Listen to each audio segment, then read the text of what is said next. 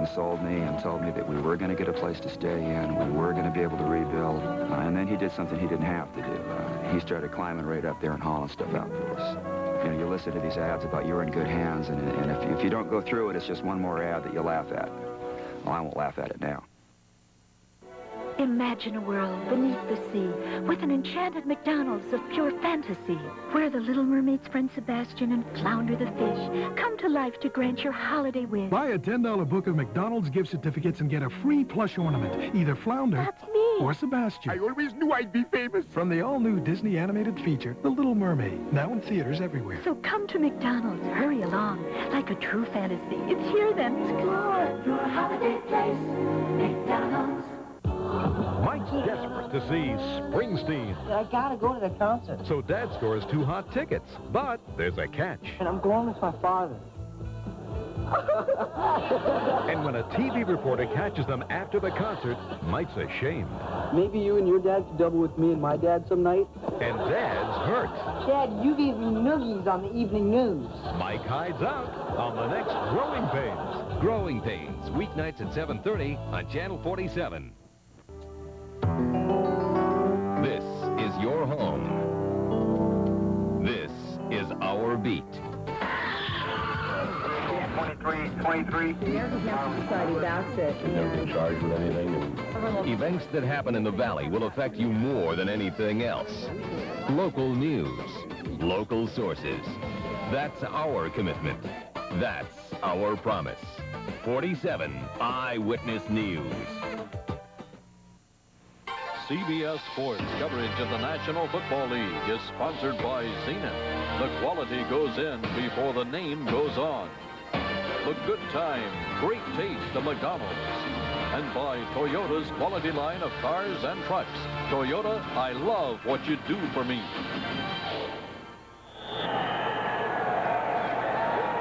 Christmas Eve in New England, 1989. And the Rams lead the Patriots 10-3.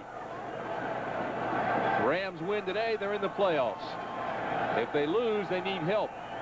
Green Bay has to lose to Dallas this afternoon. And right now, Green Bay leads. Or Minnesota has to lose to Cincinnati tomorrow night. But the easiest scenario would be the Rams winning here, and that would be it. They'd be in. They're keeping a close eye on the Giants game, because if the Rams win and the Giants lose, and the Rams get home field. Right now, the Raiders are tied up with the Giants at the half, 17 apiece. You know, I don't care how much you get used to it as a barefooted kicker. It's 20 degrees in New England. Wind chill about 0, and he doesn't have anything on. You just can't get used to that, can you? You're too warm weather, Tim. It's nice out here. Well, it's about 3 shades more red now than it was at the beginning of the game, I can tell you that. Wansley with a big hole and blasts it out across midfield. George Wansley. Tackle was made by Bobby Del Pino. A 40-yard return by Wansley. You know, when you come right out of the locker room to begin the second half in this cold weather situation like it is, you got to make sure that you're warmed up and ready to go and aggressive. In this case, the Rams coverage team is just not aggressive getting downfield. You saw a lot of people standing around and getting blocked out of the picture. The scoring today came from a 19-yard field goal by Lansford for the Rams. Then Gray with an interception and a return for a touchdown. And then Jason Staurovsky of New England hit a 50-yarder just before the half ended. It's 10-3. Rams just underway, second half. Tim Grant and Dan Jacobs with you. The numbers on Grogan. This is Stevens. Tiptoes back to the line of scrimmage, gains a yard. I said early in the game that I felt that Stevens had to have a big game if the Patriots are going to be successful today. And so far, he really hasn't. Philadelphia up over Phoenix right now. It's that Raiders-Giants score. Green Bay leading Dallas by 7 at the half. Stevens 22 yards on 7 carries. It's second down and 8 New England at the 46.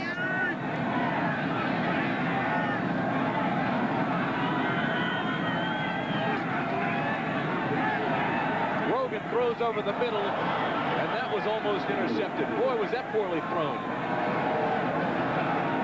Yeah, but the problem was Kevin Green was rushing Grogan, and that's what really caused some problems for Grogan. He's trying to unload the football and just can't get out there now.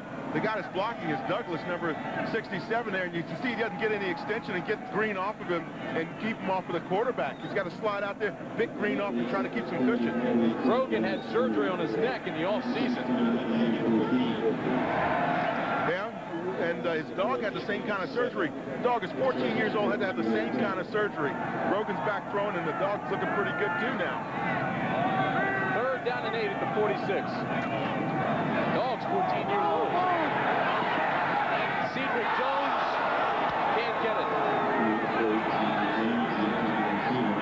Urban was the defender back there on Cedric Jones. Yeah, but I think what Steve Grogan wants is he wants Cedric to run through that ball. Now, Cedric has had his problems with injuries this year, but watch now. If he continues to run and go through the ball instead of leaping up and trying to avoid the defensive back, then chances are he's going to catch the ball. And you can see Steve Grogan's reaction to it. So that one would have put us in the money. So Fiegels comes on to punt. He had a 52-yarder earlier. Henley and Irvin are deep for the Rams. But Fiegels gets off a beauty. High spiraling punt that'll be fair caught at the 7 by Henley. Why would he fair catch it inside the 10? Well, he probably thought it was going to, the way that it was coming down, maybe he thought it was going to die and then spin right there, maybe about to the 5-yard line. That's the only thing that you can think about. He was what was going through his mind. 38-yard punt, no return. A reminder coming up next at the conclusion of our game. Our NFL doubleheader coverage continues with a rematch of last year's NFC Championship game. Chicago Bears travel to Candlestick to take on Joe Montana and the San Francisco 49ers. First down Rams at the 8. This is Bell, cuts back against the grain, across the 15 to the 20-yard line. Fine run by Greg Bell, finally stopped by James. Well, I tell you what, Greg Bell is really, it's great vision downfield now. You see him making those little cuts, the little slights that he'll make. Now watch him here. He's going to pull up, do a little hesitation here now, cut back to that backside. See that little shoulder movement? That's what throws the defense off. You saw number 96 there. Williams couldn't adjust to it, and finally he makes the tackle downfield, at least helps out on it. Greg Bell's running very well today for the Rams, 111 yards. He went over 1,000 yards today. Gain of 13. It's first down and 10 now at the 21. Del Pino. And Del Pino picks up a good chunk. They'll give him 7. Hey, let me tell you something, though. The reason why those running backs is running so well, watch Jackie Slater, number 78. That's an all-pro block right there. Now watch that block. That's a devastating block. He takes out the whole side of that defense for the Patriots, and that's why those running backs have those big lanes up in there to run. That's how come Jackie Slater's in the Pro Bowl. That's why Del Pino's averaging almost 5 yards per carry. Old Jackie, around a while. We both came in at the same time, came into the league at the same time. I left a lot faster than he did. It was a gain of 7. It'll be 2nd and 3. This is Greg Bell, big hole, almost loses the ball, and then goes down at the 37-yard line. Greg Bell has joined some elite company in the National Football League, running the football. And certainly on the Rams, they got a 1,000-yard club of their own going. Everett's thrown for over 4,000. Ellard, Flipper Anderson gone over 1,000 yards in receiving. Greg Bell now with 1,047 yards rushing. John Robinson has had a 1,000-yard rusher 7 straight years with the Rams. And they've become more of a passing team with the maturation of Everett. First down at the 37. This is Everett, throws. And Ellard says he made the catch. The official says he didn't. No good.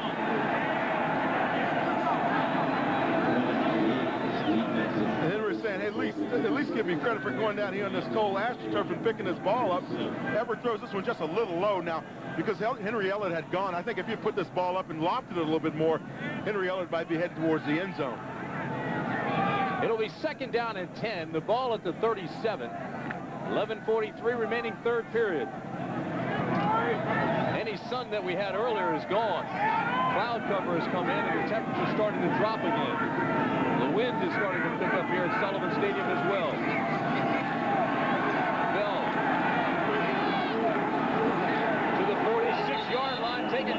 with him.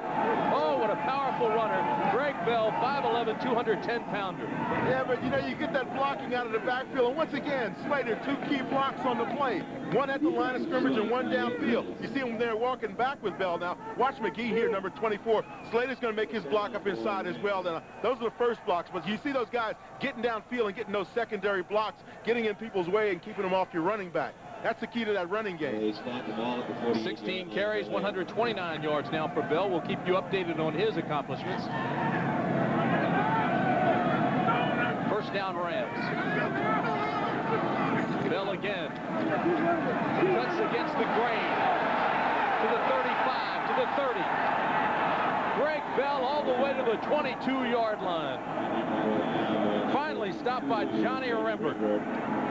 A gain of 30. It looks like Bell is down. It looks like he may have just lost some air and he'll have to take a little break here and just catch his breath. End zone look at it on the cutback.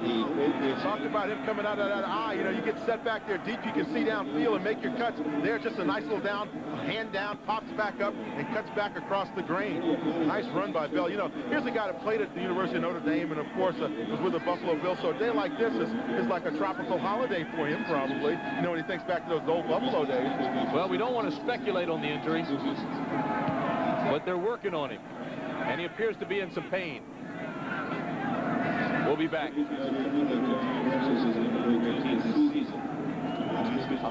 Arkansas battles Tennessee, the Mobile Cotton Bowl Classic, New Year's Day.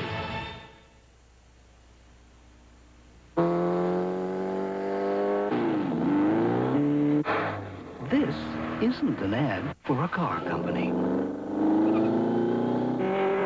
This is an ad for Zenith's 35-inch digital television with premium stereo and the incredible experience of Dolby surround sound. When you have a Zenith television like this, you want to hurry home. Zenith. Quality. You know, I bought my Toyota Camry because 3 separate mechanics, Fred, Jeff, and Kevin, told me the Camry was a really reliable car. Now he waves when he goes by the shop, but he doesn't stop. I can't believe you told him to buy such a reliable car. They were right. My Camry's been really dependable. I didn't tell him to buy one. I said they were reliable. You did too. He'll never see me again. No use crying over spilled milk. I love what you do for me, Toyota. Enemy on the open. Moving up on your right, Bravo 2. I'm 30 miles from the action, but I'm responsible for a digital communication link between headquarters and brigade. Enemy tank, checkpoint 1. If the data isn't programmed right, 5,000 troops could be cut off. Enemy forces together. But I'd never let that happen to my brigade. Op 4 is eliminated. All that you can be. We did it, sir. Outstanding. It's on life in the Army. We got out of the teens at kickoff. It got up to 22, almost 24 degrees. Now it's dropped dramatically. It feels dramatic. It's back to 18, and the wind chill is down near 0 or below. This is Cleveland Gary for a couple of yards. I want to go back to that thermometer. You know, that was a nice thermometer. I want to try to get that one in my bag and take it home. Gary. Did we buy that? I didn't. You've got enough Christmas gifts. Cleveland Gary, first round choice. You know, it's kind of tough to break into that backfield of the Rams when you look at the job that Greg Bell has done. Robert Del Pino. Second down and 5 for the Rams at the 17. Everett stumbles, now throws to Del Pino, and Del Pino's inside the 10. Run out of bounds by Bruce Schultz. Schultz came over to the Patriots from in Plan B from Seattle and was a starting player for them for about 7-8 years. Got his first Patriot start just last week. You know, you got to look at a guy like Robert Del Pino, though. He's an inspiration to a lot of players because he was the 5th round choice with all those number 1s back there and all those stars in that backfield. He just keeps plugging away, doing a great job for the Rams. Very consistent player. First down Rams. This is Bell. Inside the 10 to the 7-yard line. Stopped by Rembert and Fred Marion. Boy, did you see how Bell really set up McGee that time? You know, it looks like the sweep. He lets McGee cut his guy out, and then he breaks back up inside. Ball at the 7-yard line. Raiders and Giants tied at 17 at the half. For the Rams. That Green Bay Dallas score, let me update that for you, is now tied at 10. Jack Del Rio with a 57-yard fumble return for a touchdown. 2nd down and 7, the ball at the 7. Everett has pressure, throws anyway, has the completion. Touchdown Rams, Buford McGee.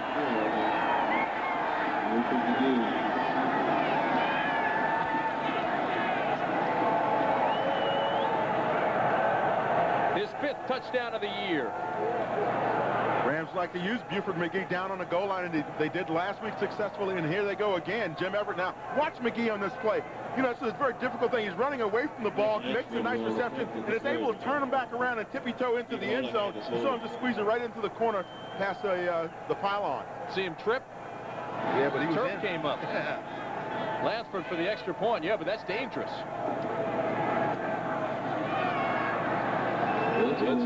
And Lansford adds another point. It's 17-3 Rams. Here at Sullivan Stadium as they come back up the field, the Los Angeles Rams. Let's watch and see where this turf comes up. 3. As McGee enters the end zone. Nice little sideline tip there, and then you see that AstroTurf coming up. What a great stadium, huh?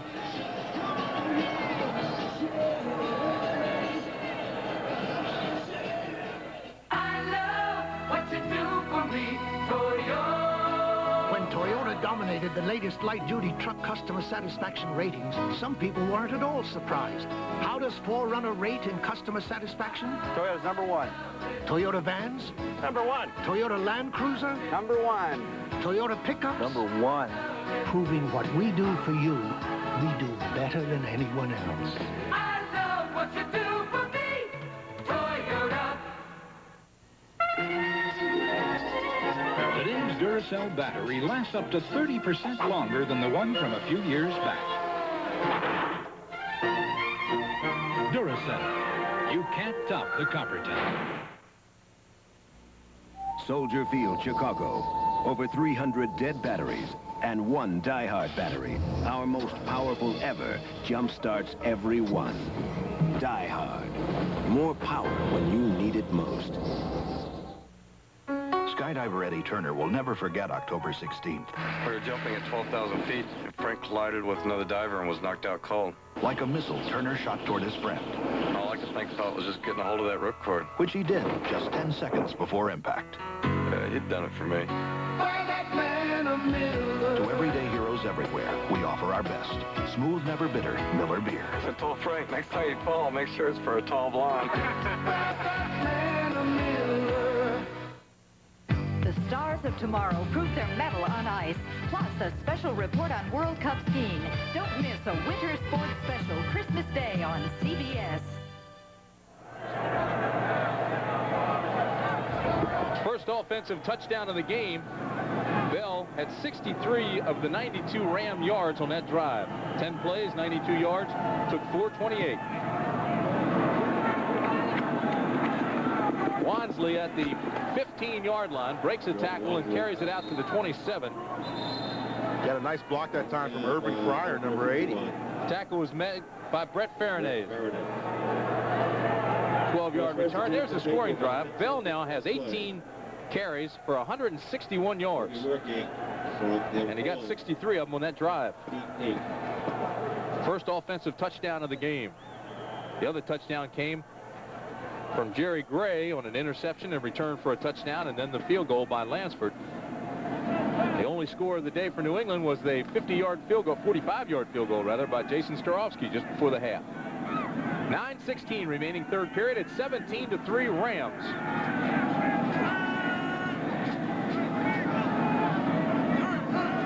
First down for Grogan. Stevens straight ahead for a couple of tough yards. Tackle made by Fred Strickland.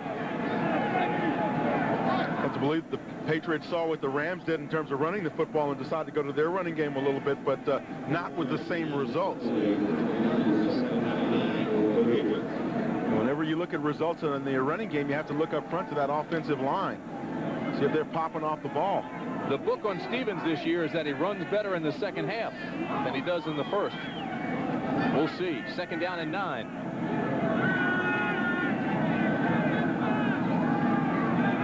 Rams show blitz, now pull back.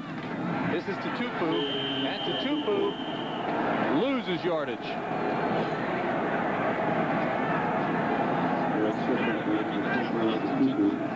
Strickland with the tackle. Talking to Jim Everett the other day, he said, you know, a lot of times when you're in this situation, coaches will come in and tell you, look, let's worry about next week. Let's worry about this game, win this one, and then worry about the next one. But John Robinson has taken a different approach this year with the Rams. He said, hey, look, let's look at the big picture as well as winning this game today. Of course, that's as important. But let's think about getting to New Orleans, too. Let's face it, that's what we're all here for, is getting to the Super Bowl. So let's not lose our perspective on that as well. 3rd down and 9 for Grogan out of the shotgun. Throws deep, and it's caught for a first down by Cedric Jones. Fine catch. I was waiting to see if both feet came down. His right one definitely did.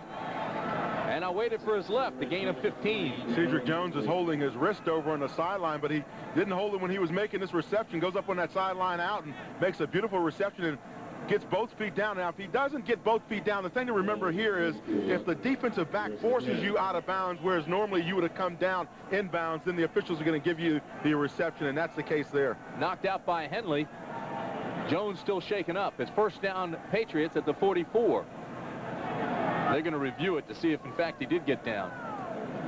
But as you mentioned, if he's forced out and they think he would come down. Well, it's a question of momentum. If the momentum of the hit takes him out, then they're going to give him the reception. If they felt that he really wasn't hit out of bounds by the defensive back, then they're not going to give it to him. They're waving to you, Dan. Hey! First time the replay guys have waved at me all season. There you see the hit right there, Henley.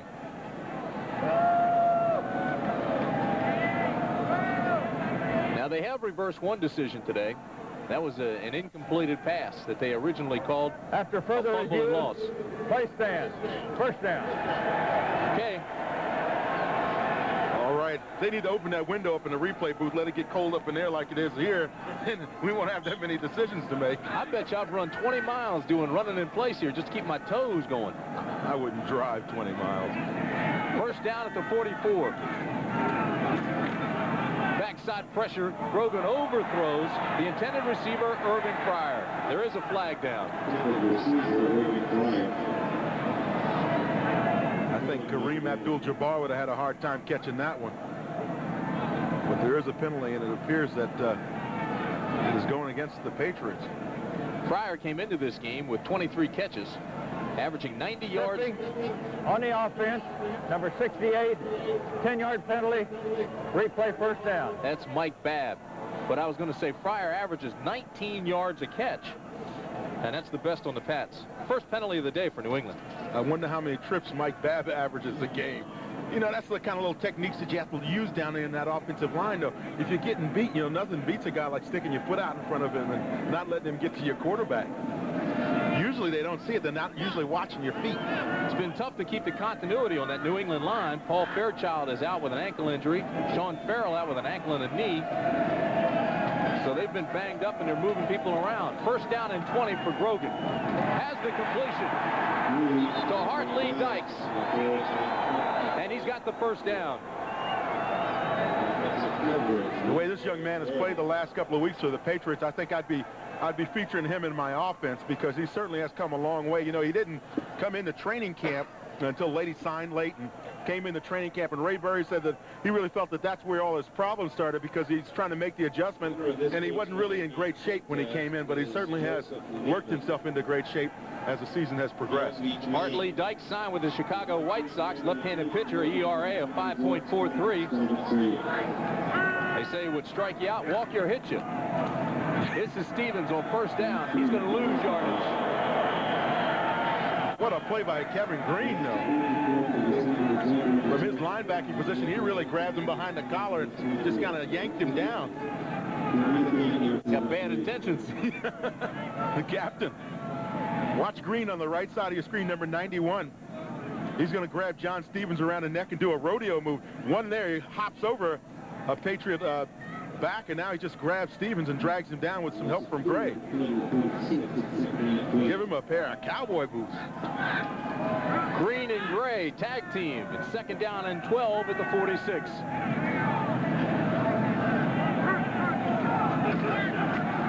Grogan's got company in the pocket. He throws this one deep. There's a man open. It's Fryar. Touchdown, New England.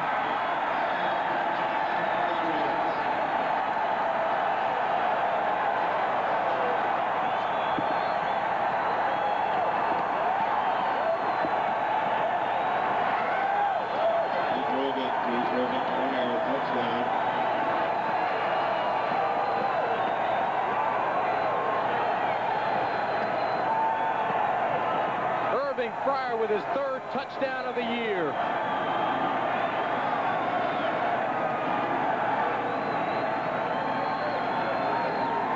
Irving Fryar showing a lot of maturity here with the Patriots over the years. You know, had his problems early in his career, but has really settled down and become a team leader here with the Patriots. Staurovsky's extra point is good. 46-yard strike. Grogan to that guy, Fryar.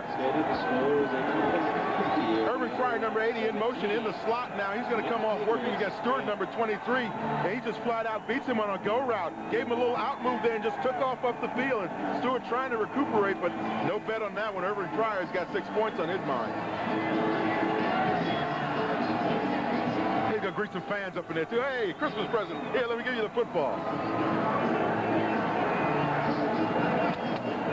Merry Christmas.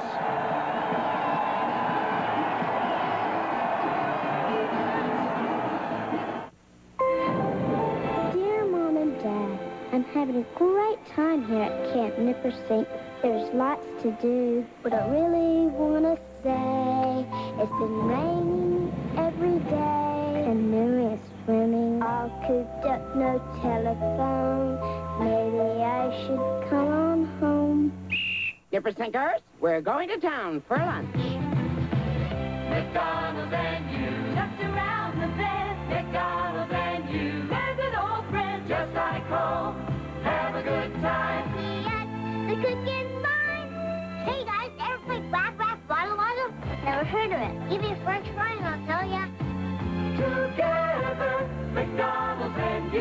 We are Nippersinkers, wearing luck. If it rains all week, just pretend you're a duck. Whack Whack Waddle Waddle, Whack Whack Waddle Waddle, Whack. Together, McDonald's and you. Introducing the 1990 Toyota Celica. Its totally new shape will please your sense of design. And the way it moves will stimulate your sense of excitement. The all-new Toyota Celica.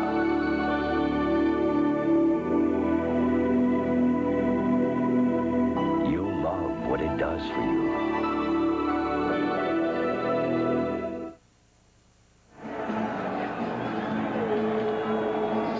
Stadium, Foxborough, Massachusetts. New England has just scored on a 72-yard drive, 6 plays. It took 2:45. And Grogan with a strike to Fryar. It's 17-10. This is Bobby Delpino on the return out to the 30-yard line. Right now, let's take you back to New York. And Brent Musburger. Brent? Well, Tim, the Green Bay Packers were all even with Dallas after they fumbled. And then they took the ensuing kickoff and marched down for this touchdown. Ed West gets it, and now it's 17-10. Packers lead. And let's go back now to New England. All right, Brent, and as things tighten up here in New England, that game becomes very important for the Rams, because if they lose somehow here today to the Patriots, they need some help from either Green Bay or Minnesota. First down at the 30 for the Rams. Bell with a big hole straight ahead. Out to the 45-yard line. Tackle made by Fred Marion. I'll tell you one thing, Greg Bell smells playoffs. Greg Bell is running like he wants to be in the playoffs. And Buford McGee in that backfield is giving him some blocks like he wants to be in the playoffs. 16-yard gain. Bell now 177 yards on 19 carries. He goes out for a breather. He's replaced by Cleveland Gary in the backfield. The lone setback. 177 yards. He should go out for a retread. This is Gary, and he's really tagged at the line of scrimmage. He'll gain 2, but Rembrandt made him pay.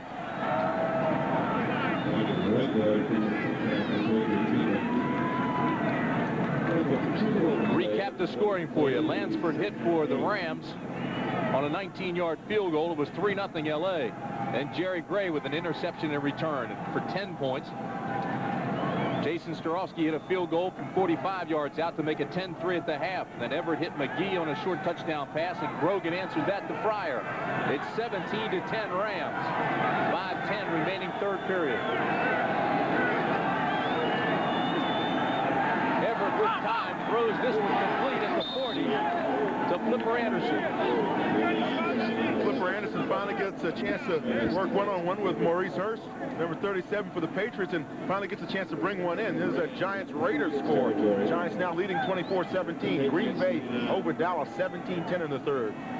Gain of 13 on that last play. Everett told us that Hurst, the 4th-round draft pick out of Southern, takes too many chances, and they want to victimize him. And it looks like they're trying to set him up now. Yeah, they want to get him to bite on one and then go up on the top on him. They've been waiting a long time to do it, though. Everett on first down goes deep and overthrows everybody. You know, Maurice Hurst back in that secondary is not alone by himself. When you think about the fact that he's got Raymond Claiborne back there, number 26, to help him out and kind of be the field general back there. Those cornerbacks are not going to get in too much trouble. Well, Raymond's keeping an eye on things back there. See him talking to Hurst right there, giving him some direction. Now, the Patriots don't blitz that much, and they don't hide it when they do. So Hurst says when he hears that blitz call, he starts backpedaling right out of the huddle. Just turn around and start running. Blitz means man coverage. 2nd down and 10 Rams. Bell spins, drives, breaks a couple of tackles, and he's out to the 33-yard line. Finally taken down by Roland James. Rams come out, try to run a sweep. Greg sees there's nothing really out there for him and decides to just stop on a dime, give you 9 cents change, and turn up field.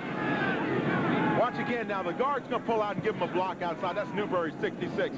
He also got McGee out there. He says, there's nothing there. Doug Smith comes out, throws his block. So he comes back up inside. Nice little spin move there and gets into the secondary once more of the Patriots.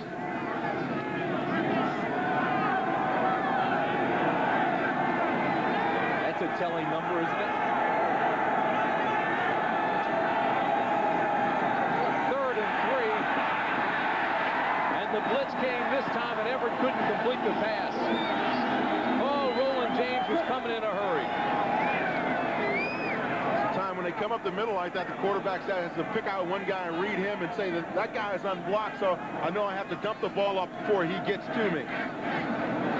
Watch Jim Everett on the blitz. Now, he knows right now he's getting the blitzes right in his face. You see him jump up, trying to pop it out, but just couldn't get the timing right on it. Lansford to attempt a 50-yard field goal. His longest is 48.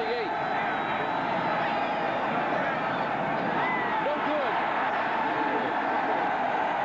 And the Patriots have held. Lansford kicking in the cold weather with the bare foot. Tries a 50-yarder and just barely misses it.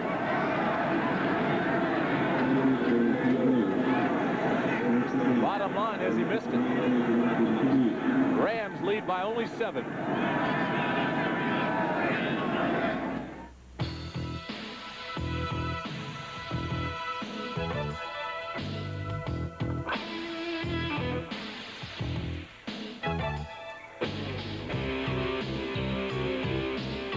Filtered, never heat pasteurized, Miller Genuine Draft. For those who've discovered its smooth, real draft beer taste, the world is a very cool place. So tap into the cold, filtered Miller Genuine Draft. It was Dean Witter's personal philosophy of success. We have a sacred trust to protect our customers. But its impact was felt on California Street, To maintain conservative policies. on Lincoln Street, and Acorn Street. To put the interest of our clients first. Dean Witter put principles before profit, people before portfolios. There are many ways to measure success on Wall Street. We measure success one investor at a time. Dean Witter, a member of the Sears Financial Network. Hey, Mark. May I borrow your car? It's a V6. Don't let the power go to your head. The Toyota Camry V6 has 156 horsepower that makes for surprisingly exhilarating driving.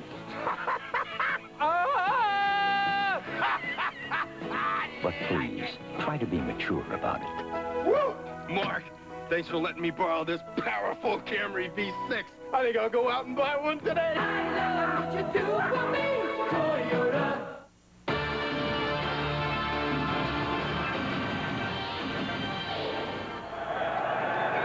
Tomorrow here on CBS, we have a Christmas winter sports special for you. We'll talk about the Junior Figure Skating Championships and the World Cup skiing circuit. And that's followed by the NBA, the Cavaliers, and the Hawks live from the Omni in Atlanta. Tomorrow here on CBS. First down New England, the ball at the 32. Stephens straight ahead to the 35. There are flags down, as you would suspect. You saw the top of your screen. Like encroachment by the left side of that Rams defensive line, but you never know if they're pulled off. They're going to argue that quite naturally. Well, Green says they were. Yeah, what else is he going to say? He also is going to draw the penalty. He expected to go up to the official. I admitted I was off. Honesty is the best policy. Offside. Defense. Number 98. 5-yard penalty. Repeat, first down. Did you guys have a pool when you were playing with the Bears? Every time you got a penalty, you had to put it in the pot? Yeah, you know, and at the end of the season, we throw a block party for half of Chicago. Second penalty for L.A. New England has just one. First down and 5 at the 37. This is Stephens. Trying to get to the outside. Gets around the corner, and he'll be close to a first down. Larry Kelm was forcing him out. But good pursuit by the Rams, and there's a Los Angeles player down. Yeah, and did you see what Brian Smith did for the Rams? Number 96 came in and really just kind of took the interference out on the play for Stephens, and all of a sudden Stephens doesn't have anybody leading him. And now it's Miller down on the ground for the Rams. Sean Miller is the injured player. Rams traditionally have not played well in cold weather, but today, although they've been inconsistent, they've played quite well. They've been hurt by penalties, a couple interceptions that Everett's thrown, but Bell has been spectacular. Miller's up and walking off. You know, every bump and bruise that you get in cold weather hurts just that much more. If you're in Los Angeles playing this game, sometimes those bumps and bruises don't hurt quite as much. Giants leading in that game still. You know, O.J. Anderson in that Giants game scored 2 one-yard touchdowns, and of course you saw earlier he was on that all-Jiggets team, and one of the reasons why I picked him is because he's 32 years old and has rushed for over 1,000 yards this year, or close to 1,000 yards. That's not bad for a maturing back. Or as you like to call him, a geriatric. First down at the 43. New England. Grogan, quick drop, fires, incomplete. I'm not sure Fryar knew that was for him. Looked like he ducked. Yeah, it looked like either he ducked or he got the alligators up, you know, those little short arms, because he was afraid it was going to hit him. It came right to him right out of the break. Irving Fryar, in this area, New England area, he visits a lot of the tough areas of town and goes and talks to young people about his early gang involvement when he was a young man and how he got out of it and really took himself out of a tough situation and went on to college, become an All-American and a #1 draft choice of the New England Patriots. Really come a long way as a young man out of the New Jersey area. Building boys is better than mending men. Second down and 10 at the 43. Complete to Cedric Jones at the 46-yard line. So to bring up third down and long. Larry Kelm on the tackle. Ball is spotted at the Patriots 46. It'll be third down and 7 for New England. I'll tell you this, I think the longer the Rams allow New England to stay in this ball game, the tougher New England will be. They have never lost a season-ending game here at Sullivan Stadium. 6 defensive backs for the Rams. Grogan on 3rd and 7 fires across the middle. It's complete. Martin Lee Dykes has the first down. Tackle made by Jerry Gray. Jim, to go back to your point, you're right, though. If you come in and you know you head to the playoffs as you win the game, the one thing you don't want to do is allow your opponent to start feeling good about themselves. And that's what the Rams are really doing now with the Patriots. Hartley Dykes on a nice reception there. And now what starts to happen to you suddenly? You begin to doubt yourself, and your opponent starts getting pumped up and late in the ball game. They're home. They got a short ride home. You got a 6-hour flight back to the West Coast, so you don't want to let them get excited. He has 6 catches today. That one was for 12 yards and a first down.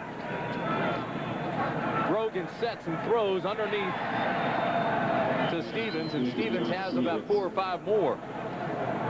You know, I've been watching that right tackle for the Patriots, Bruce Armstrong, number 78. A lot of people talk about him as a guy who is another one that probably should be in the Pro Bowl, as outstanding blocker for the Patriots. And if you talk to their people, they say, hey, this guy's been playing great all year for us. It'll bring up 2nd down and 6 at the 38. Very methodical drive here by New England. Yeah, they're really just kind of clipping away at it and throwing the ball when they need to, just not getting greedy, just taking what the defense is going to give them. 1 minute, 30 seconds remain, 3rd period. Temperature continues to drop. Grogan has the pocket collapse. He still makes the completion to Sievers. And Sievers is close to another first down. Eric Sievers out of the University of Maryland. 53 receptions this year. He's the team leader. Had a marvelous year for the Patriots. I knew you were going to get that pop in there for the University of Maryland, but Eric Sievers told us, you know, everybody when he came here, they told him he was going to be a blocking tight end because that's what he's historically been. And of course, he was that way with the Rams and then with the Chargers before that. But he said he came in here and he said, shh, don't tell anybody I'm supposed to be a blocking tight end. Let me catch the football. And he certainly has done that over the last, over this season for the Patriots. He's had 35 catches in the last 8 games. Sievers has, and he played for the Rams last year, so he's having fun here today against some of his old teammates. That's his first catch here today for 6 yards. Says his strength is reading defenses and coming off the break, reading the defense, and that's what allows him to get open. Something that Raymond Berry really loves, you know, intelligent receivers. You saw just how far they have to go on 3rd down. It'll be 3rd down and less than 1. If you're Raymond Berry in that offense of the Patriots, you're going for this one. Well, there's no question you're going for it on 3rd and 1, but the problem is, do you throw or do you pass? I think you run the ball. Dykes has had 40 catches this year for first downs, but this offensive line has been banged up. If you can't quarterback sneak the ball that far, you need to reassess your offensive line. Well, the offensive line has been hurt. That's okay. If they can line up and get paid, they can line up and play. 3rd down, less than 1 for the Patriots. They are going to throw. They're going up top. And it's dropped. Fryar had it and dropped it.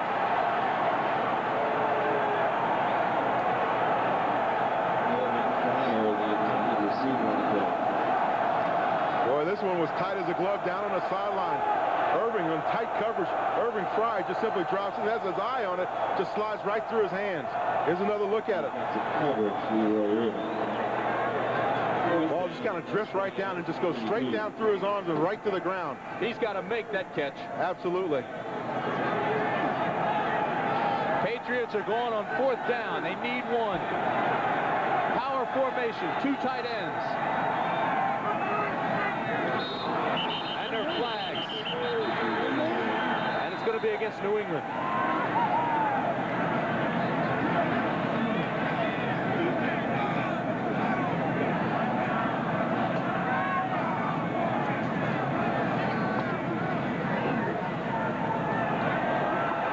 They move the Patriots back. Now what do you do? False start, offense, number 67, 5-yard penalty, 4th down. You're pretty much out of the range of any field goal kicker that's human. So you figure maybe if you're in a desperate situation like the Patriots are, you still go for it on 4th down. but now you're forced to really go to the air. First thing I would do is put Dykes back in the ball game. Go with maybe 3-4 wide receivers and let your quarterback Steve Grogan figure it all out on the field. Dykes used to making those decisions. There's Dykes. He just came back into the ball game, number 88. He comes to the bottom of the screen. Out of the shotgun.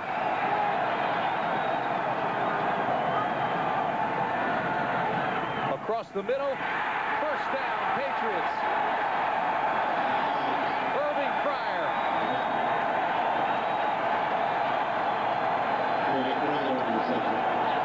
So he makes up for the drop. The Patriots move the ball. The chains move down, and New England's drive is alive. Well, Irving Fryar must have been born with a life jacket on. Just drops the ball, comes back, and makes a great reception here, working against Leroy Irving. The clock continues to move, and that'll end the third period.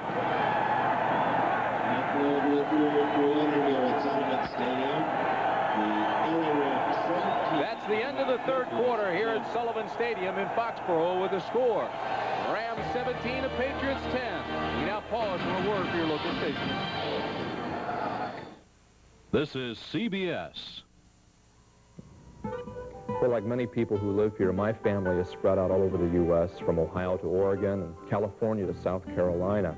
And unfortunately, we won't be able to be together this Christmas, but there is one thing that will be on all of our minds. We'll be thinking of Christmas Day. In summer, my mom was diagnosed with cancer, and she's beaten it. She's won. And that's the best Christmas gift any of us could have received for the holidays and have under our tree this year.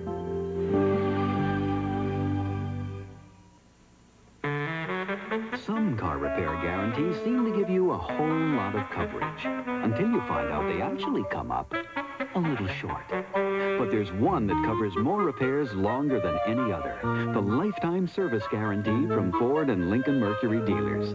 There's peace of mind knowing you have it behind you. Billingsley Ford, in business over 50 years in South Tulare County.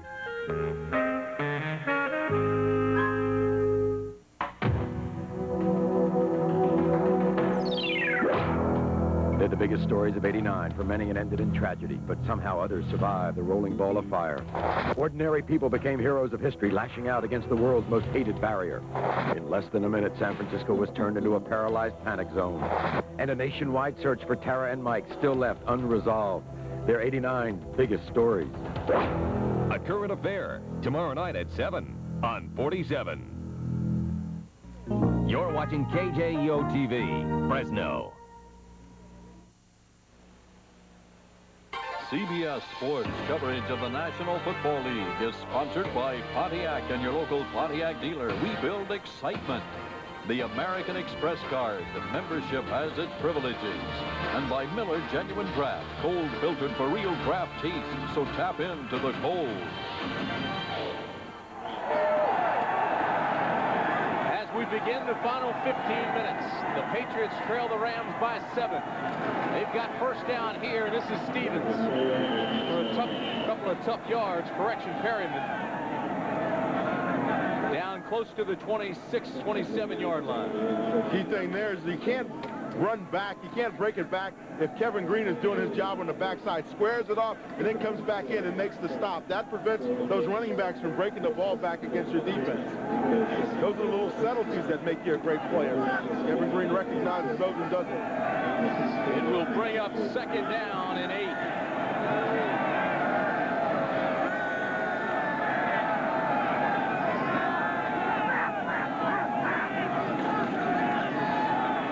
Grogan underneath to Perryman, and Perryman's down to the 21. Tripped up by Fred Strickland, the linebacker. You see how Grogan is not getting greedy, though. He's just working to the backs up underneath, not trying to take the whole thing in one flip, but just very methodically working his way down the field. The Giants have opened it up against the Raiders.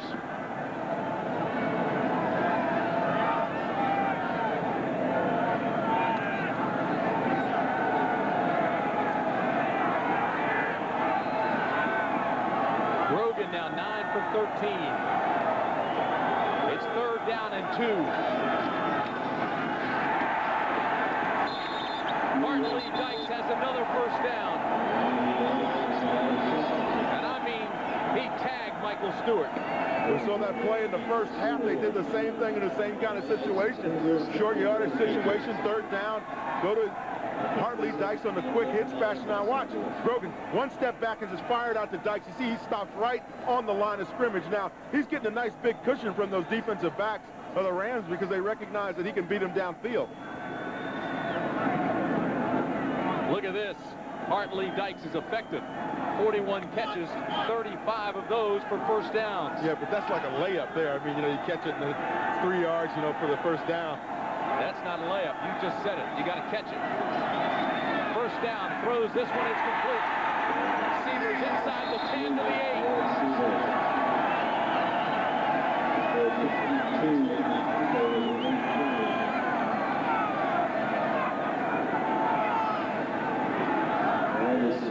Eric Seavers has come to the New England Patriots, and they have rediscovered his hand. You see him working right there on the left side of your screen. Tight end position, runs the out pattern right in front of Larry Kelm, the linebacker, makes the reception. Now New England threatened down deep against the Rams in the first half, and Grogan threw an interception. It's second down and 1 at the 8.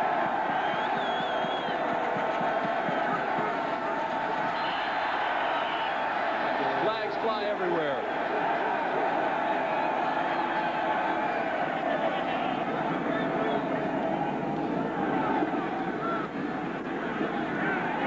This was against the Rams. Alvin Wright, the nose tackle. Encroachment, number 99, defense, replay second down. Wright hurt his calf yesterday in practice. That's got to be tight in this weather. Yeah, John Robinson said he wasn't sure whether or not he was going to be able to go today. Well, it's apparent that he can go, but he just didn't know what the snap count was. Somebody didn't tell him. It's first and goal at the 4.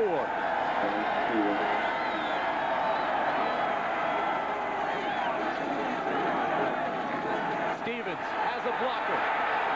It's to the outside. Touchdown, New England.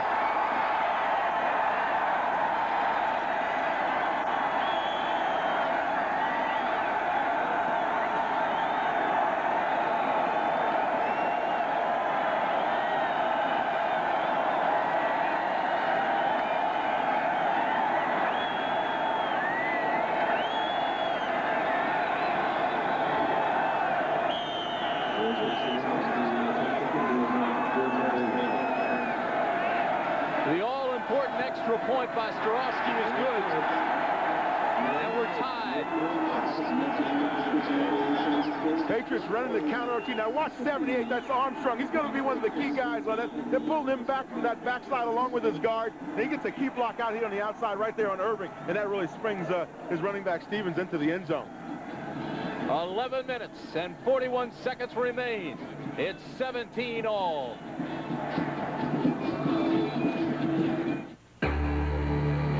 You hear the thunder, the call of the road. Moving quick and with purpose. That's the whole idea behind Pontiac's newest Grand Prix. Get on your Pontiac and ride, Pontiac ride. Introducing the first Grand Prix ever with 4 doors.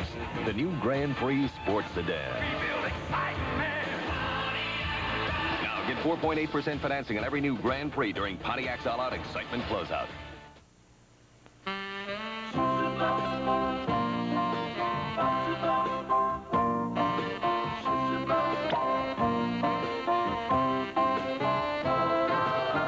Tots, the premium champagne. Deja vu. You just bought that. Somebody stole it. I set down the package to help Megan, and when I turned around, it was gone. Is it gone, Daddy? Oh, no. Oh, yes. Didn't you use American Express? You mean that's it? It's automatic? Whatever you buy with the American Express card is covered, Mr. Wilcox.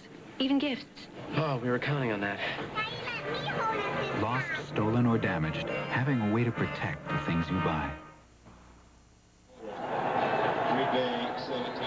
San Francisco has the home field advantage, you know that. The Giants, if they win today, clinch the East. They're winning 27-17 over the Raiders. L.A., Philadelphia, Minnesota, they all control their own destiny, and Green Bay is eliminated with a loss.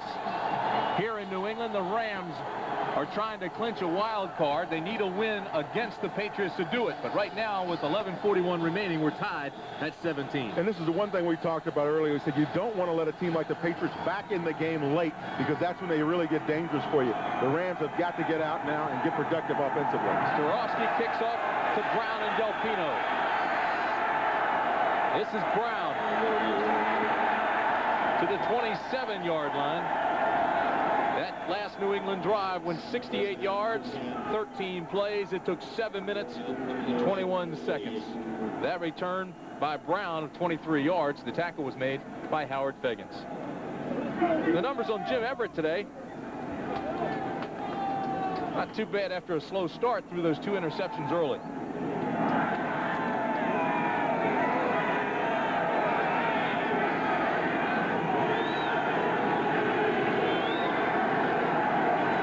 First down, Rams at the 28. Bell cuts back, ball's loose. Everett gets it back at the 24-yard line.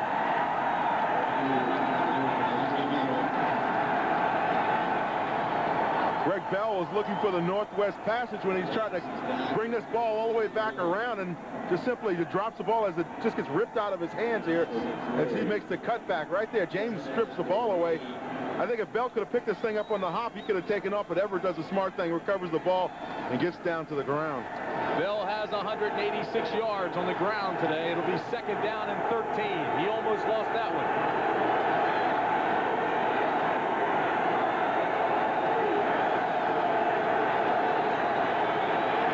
Throws over the middle, almost intercepted. Johnny Rembert had a shot at it and couldn't pull it in. It was intended for the tight end, Damone Johnson. And Marion was there, number 31 as well for the Patriots. Good play on either side. They kind of just sandwiched him in there and slapped the ball away. Watch Johnson. He's on the right side of your screen, just coming off a little drag pattern right there in the middle of your screen. The official gets in the way. Rembert gets in the way, and Marion gets in the way. Down in 13, and the sparse crowd gets loud.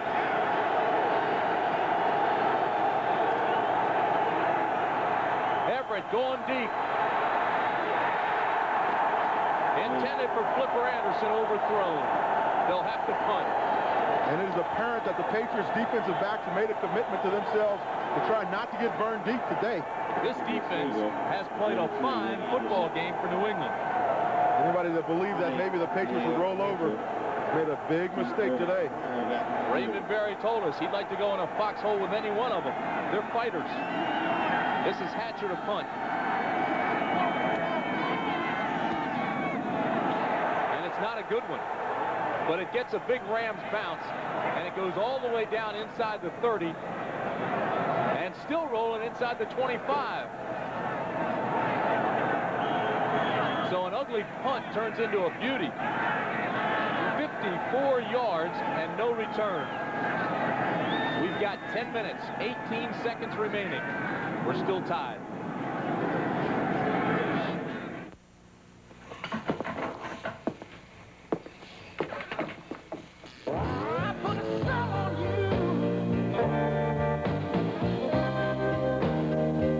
Miller Genuine Draft. I was hoping you'd say that. Cold filtered, never heat pasteurized. Miller Genuine Draft. For those who discovered its real draft taste, the world is a very cool place.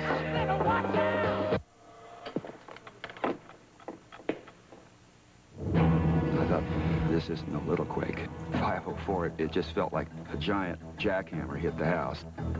The All-State claims adjuster was driven down here and introduced himself as Roger. He just took me around and consoled me and told me that we were going to get a place to stay in, we were going to be able to rebuild, and then he did something he didn't have to do. He started climbing right up there and hauling stuff out for us. You know, you listen to these ads about you're in good hands, and if you don't go through it, it's just one more ad that you laugh at. Well, I won't laugh at it now. big. It's now. It's Pontiac's all-out excitement closeout. Now with our longest-term 4.8% finance rate ever on Grand Prix. That's right. Now every new Grand Prix is available with long-term 4.8% financing. Or get your share of millions in cash back on Grand Prix and almost every other new 1990 Pontiac in stock. But hurry, your Pontiac dealer is closing out the year with big cash back or 4.8% financing on Grand Prix. It won't last long. See your Pontiac excitement dealer now. The team of the decade plays their last game of the decade. The Niners in the 80s against the Bears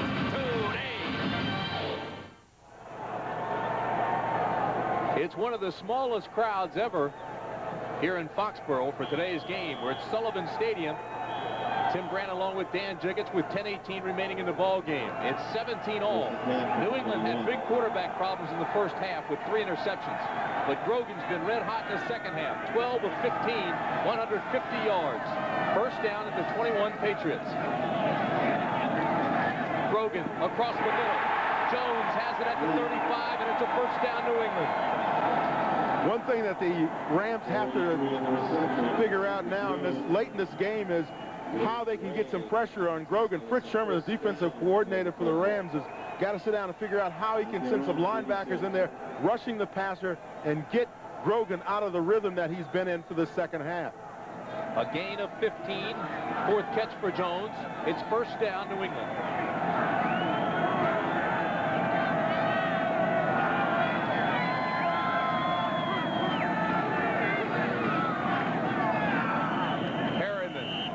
For a tough 2.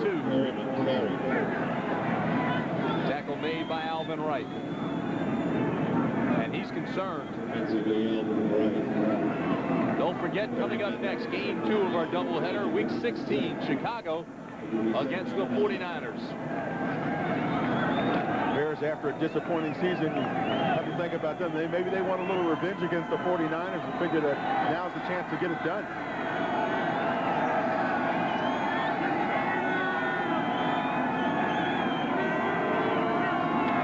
And 9. Grogan with a quick drop, throws complete, and Fryar has another first down. See, I think what the Rams defense has to do, Tim, is they have to start getting up in the receivers' faces. They cannot allow them to run these quick slants like you're going to see out of Irving Fryar here. About 5-7 yards down, quick slant right in across. Perfect timing pattern for Steve Grogan. He didn't really have to work himself that hard to throw that kind of a pass. I think the Rams secondary has to get up and get right in the face of Irving Fryar, Hartley, Dykes, and make them work their way downfield. You're saying more man, less zone. More man coverage, absolutely, and start blitzing. 11-yard pickup, 4th catch for Fryar. You see the numbers. Stevens and Tutu in the backfield now on first down. Underneath again. Tutu breaks a couple of tackles to the 41.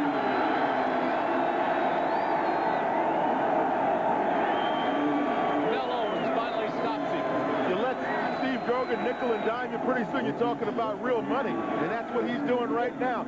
Nickel and dime his way down the field, 5 yards, 10 yards, and here he gets a nice run out of Tutu.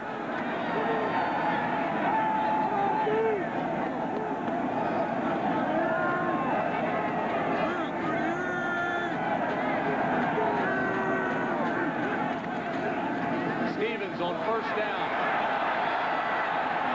Gets a block on the corner and carries a tackler out of bounds. That tackler is Stewart. Hey, I want to tell you something. Armstrong that time had another great block on the corner. You saw him 78 out there working on that corner, working against Wilcher, and just took him out of the play. How are they getting him out there so quickly, Dan? Well, he's pulling out there. You know, he's coming from the far side and getting out there and hooking up on that linebacker. Sometimes that linebacker will walk up and then go up inside. And then when that big tackle comes around, it's tough to get around. It's about a $3 cab ride. It'll be second down and 5. New England at the 36.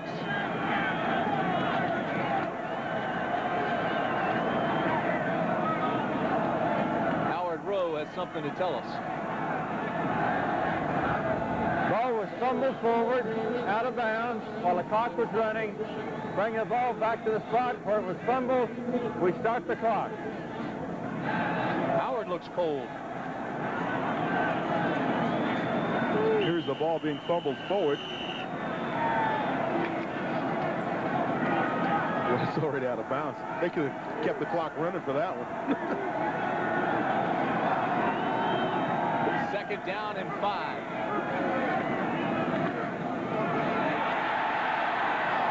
Stephens to the 28. He'll be just shy of the first down. Fred Strickland stops him there. You can see the confidence building in this offensive line for the Patriots now. They're starting to feel pretty positive about themselves, pretty good about what the offense is doing. So you get there in that group and you start talking about, hey, what's working for you, man? Yeah, I'm getting some great blocks up front. I think I might have a fish here. So you start talking amongst yourself, and all of a sudden that, you know, that image of yourself gets a little bit more positive in the game. And then you start hurting people like they're hurting this defense right now, the Rams. Temperature continues to drop. Down about 15 now. Wind chill below 0. Third down and 1. Stephens is hit. I'm not sure he got there for the first. Owens hit him first. He'll be awfully close to that first down mark. Here's the old left foot, right foot. First down, New England.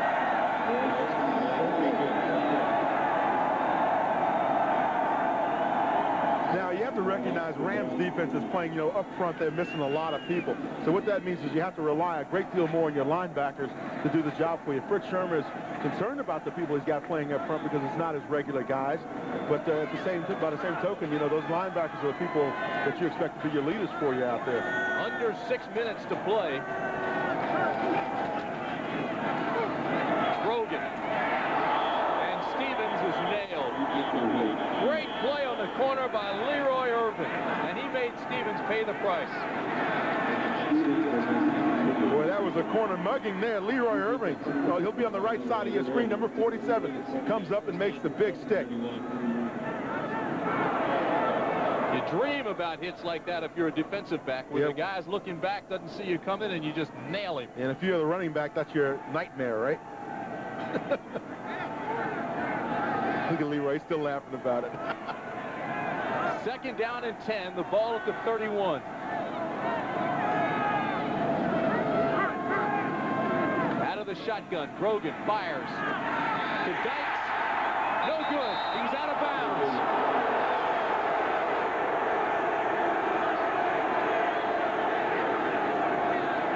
You either got to drag your foot or do the tippy toe when you get over there in that sideline. And it looked like Dykes that time was in full stride. Let's take another look at it here on the replay.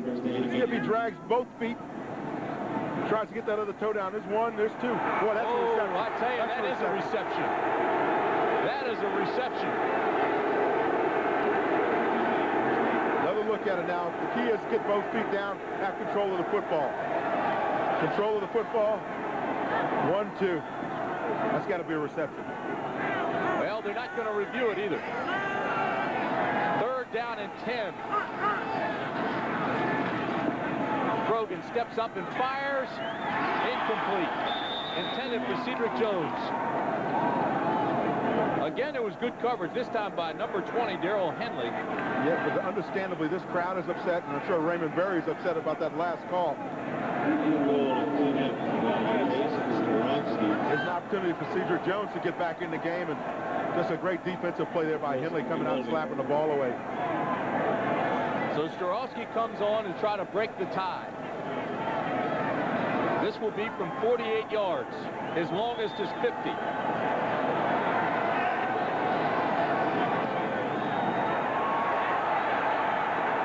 And it's good.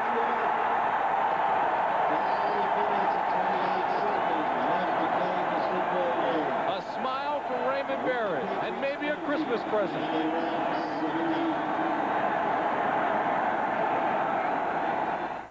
Working to be the best they can be. Teammates, sponsored by the U.S. Army. Jim Plunkett and Randy Vitaha were teammates forever. Beginning in 1967, they played together for 4 years at Stanford. And when Plunkett was the #1 draft choice of the Patriots, Vitaha, a free agent, followed his former teammates in New England. The partnership and magic that they had exhibited in college was there in the pros, as these two longtime teammates made the Patriots the best they can be. Enemy on the open. Moving up on your right, Bravo 2. Fire!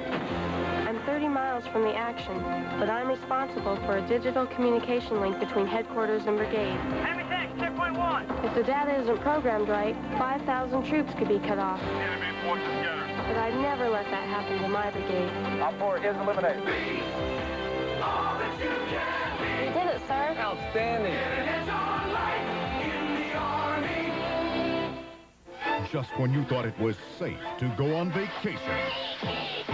It's the Griswolds. Chevy Chase stars in the original National Lampoon's Vacation Tuesday. Get ready. I'm running out of guys who work with you next. For a cop with a different lifestyle.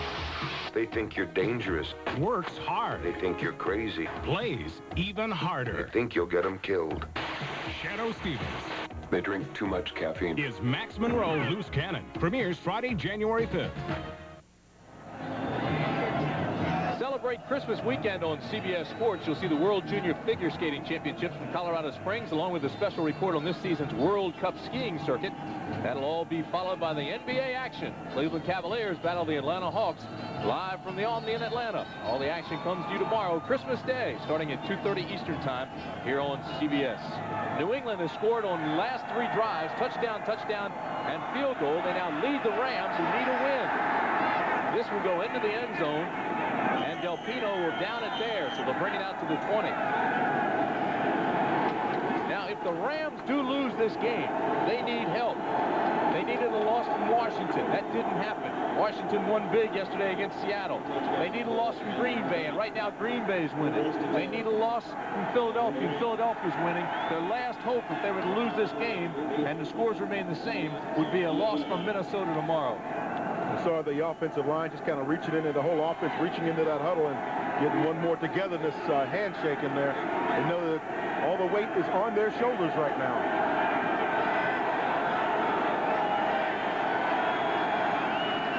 On first down, Everett throws, almost intercepted by Marion.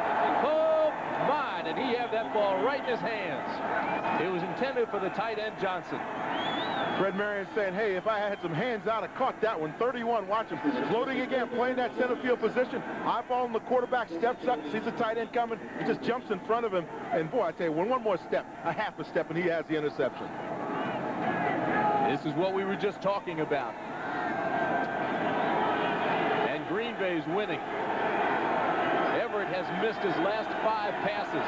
It's 2nd and 10. Drills this one and has the completion. This is Henry Ellard. Inside the 30 to the 33-yard line. Henry Ellard. A 53-yard gain. Always look for the game breakers. You know, we talked to Everett, and he told us about how Henry Ellard can come out of his route so quickly and get that little quick break in it. So you see him break inside right now. Ernie Zambezi loves that about this guy. And when he cuts back across, he catches the football, and he knows what to do with it when he catches it. We'll watch him here. He gets about another 15 or 20 yards out of smart running. Big gain, 53 yards. It's first down Rams at the 27.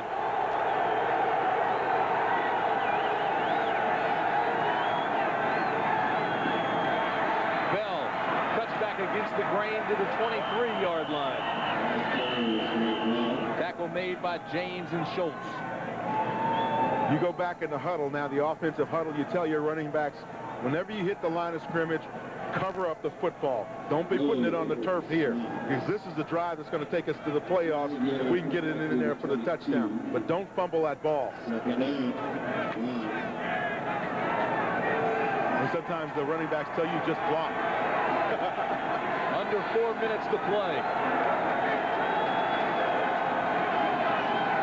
Bell to the 14-yard line, running with Norfolk. Greg Bell has made so many yards breaking the ball back today. It's been incredible. There again, he does the same thing. Heading out, they had the counter tray going where they're pulling that backside guard and tackle. And he says, hey, forget that. I know you guys are blocking on that front side, but I'm just going to go right in behind you.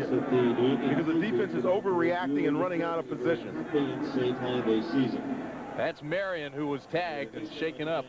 Bell near 200 yards now. He has 199 yards on the ground. And his career high was 221 yards. So he's closing in on that. Here's Lansford. Look at the boot he has on his right foot.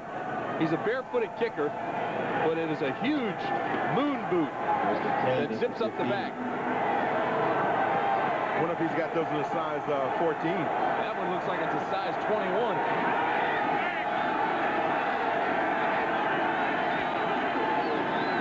First down Rams.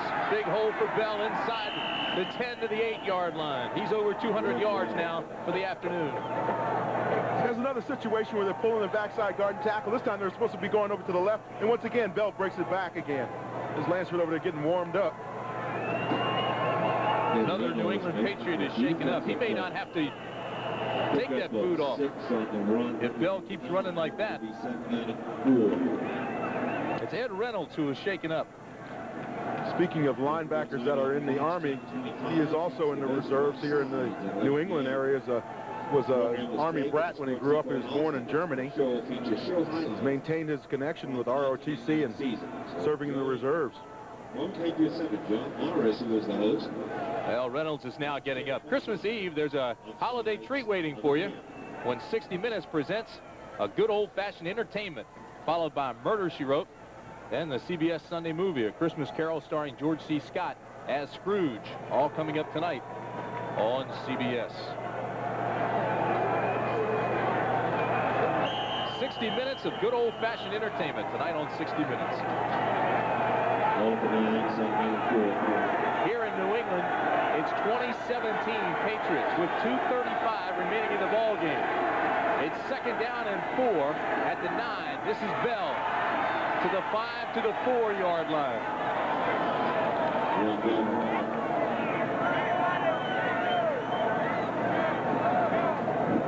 We want to welcome everyone to Sullivan Stadium in Foxborough, Massachusetts. It is cold, temperature 15 degrees. 2 minutes and 14 seconds remain in the ball game, and the Patriots surprising the Rams lead 20-17. Greg Bell for the Rams has gone over 200 yards rushing, and now Los Angeles is inside the 5 at the 3-yard line. It'll be first and goal at the 3. There's timeout on the field. And we'll come back right after this.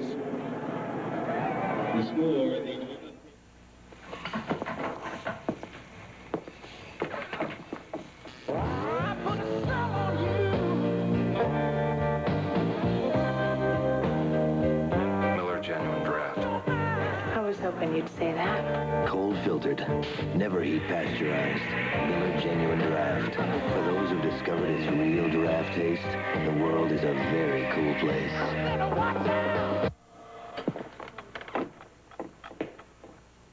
You hear the thunder, the call of the road. No time to wonder, you gotta go. It's a driving experience like no other. Pontiac Grand Prix.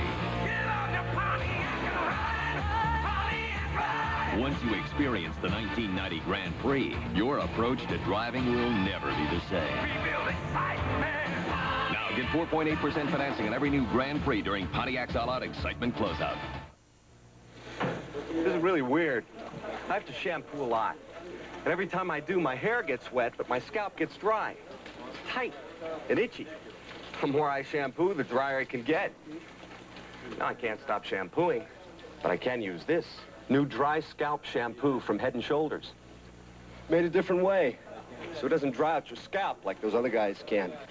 Try Head & Shoulders new dry scalp shampoo and help wipe out dry scalp.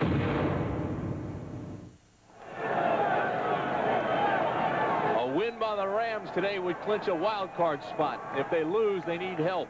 Minnesota has to lose. Temperature 15 degrees, wind chill -2. Rams have 3 timeouts remaining. The Patriots have 3. And the attention now starts to focus on Greg Bell, the running back for the Rams. 25 carries, 207 yards. It's his 3rd 200-yard game of his career. And you know the Rams offensively, you've got to be thinking, hey, Greg Bell has been running well for us. Our offensive line has been blocking tremendously well for us. Let's just keep in there behind the big guys and take it into the end zone, win this thing, and get on the plane and go home to Los Angeles. Tim Grant along with Dan Jiggets. It's first and goal at the 3. Rams. Bell, right side. Touchdown, Los Angeles.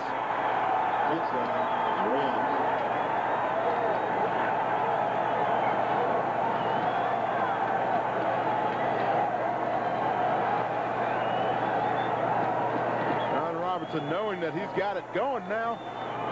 Just get that defense out there and have them hold, and they're on their way to the playoffs.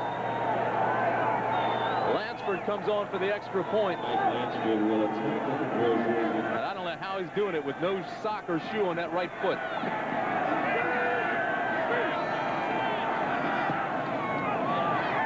And it's good. I know this. Lansford's running faster and faster to that sideline. And Greg Bell's been running faster and faster throughout this game. He's had a tremendous day running behind that offensive line. It's no wonder that 3 of these guys are in the Pro Bowl, because you see him move off that line of scrimmage, start punishing some people on defense, and Greg Bell does a great job of running the football in, understanding what the circumstances are. If they get in and score, chances are they're going to the playoffs. A lot of desire by that Rams offense.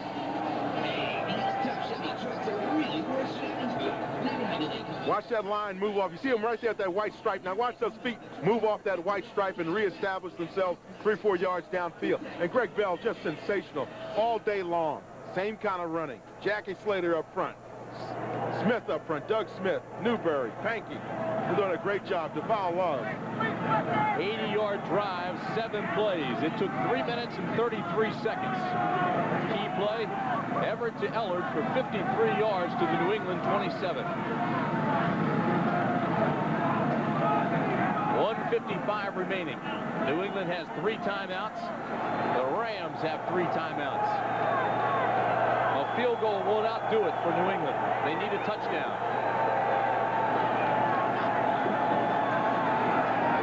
Coming up next, game 2 of our doubleheader, Chicago at San Francisco.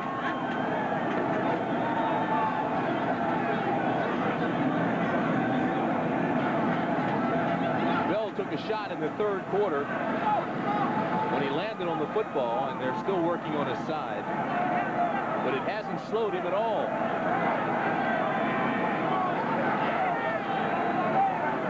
What's his career best? 221 yards? 221. He's got 210 today. What a time to deliver. Lansford kicking off. Wansley and Irving Fryar are deep for New England. They're standing at the 10. This squib kick taken by the up man. That's Milford Hodge, number 97. The big guys finally get the chance to get their hands on the ball. You see old Hodge, he's going to take the ball with him. New England has scored on its last 3 possessions, 2 touchdowns and a field goal. That's what caused all the problems for the Rams late in this game. Steve Grogan came back second half, experienced better, and didn't let the first half shake him up at all, and just came back in that second half and really put it all together. Grogan hit Fryar. John Stephens scored around the end, and Staurovsky hit a 48-yarder. It's 24-20 Rams. Grogan out of the shotgun. Has plenty of time. Now throws, and it's complete into Ram territory. Irving Fryar at the 48. They move the chains. Hurry up offense. Patriots with 3 timeouts remaining. A gain of 14. Out of the shotgun again. Backside pressure. Grogan eludes it. And now we'll run out of bounds. Fans want a flag. There is none. Grogan wanted to go downfield to Cedric Jones, number 83, but Cedric was trying to come back to him and slipped and fell down, so Grogan had to pull up and couldn't throw the ball downfield. George Bethune with a tackle. And that's a good no call. He didn't slide, didn't give up, and he was still in the field of play.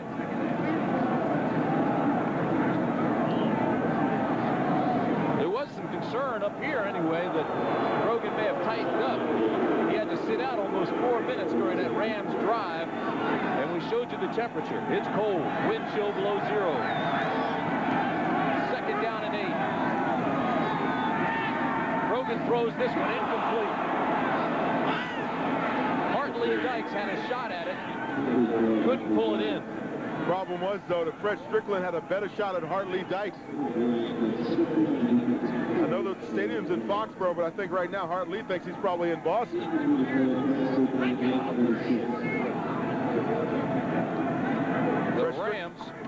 The Rams bring in Darrell Henley and Alfred Jackson. They go to their dime package. 6 defensive backs.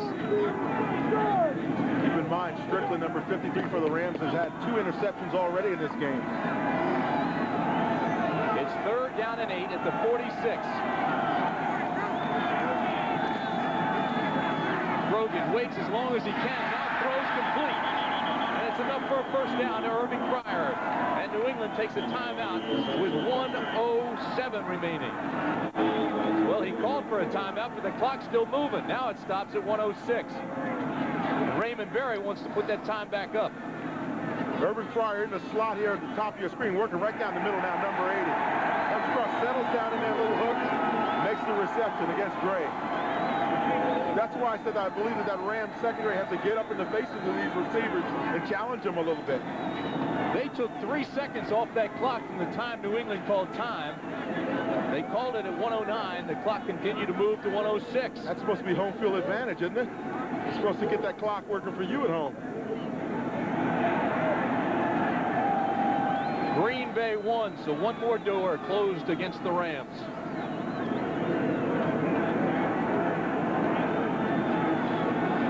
Now they put 5 seconds back on the clock, and it's up to 1:11. I think John Robinson, what he told us the other day about the officiating, says, I just want consistency, you know, be definite about your calls. If you're going to make a decision, just be definite about it, and then I can live with it. But if I can challenge you a little bit, get you off your game as an official, then I don't kind of like that situation. A sparse but energetic crowd in Foxborough.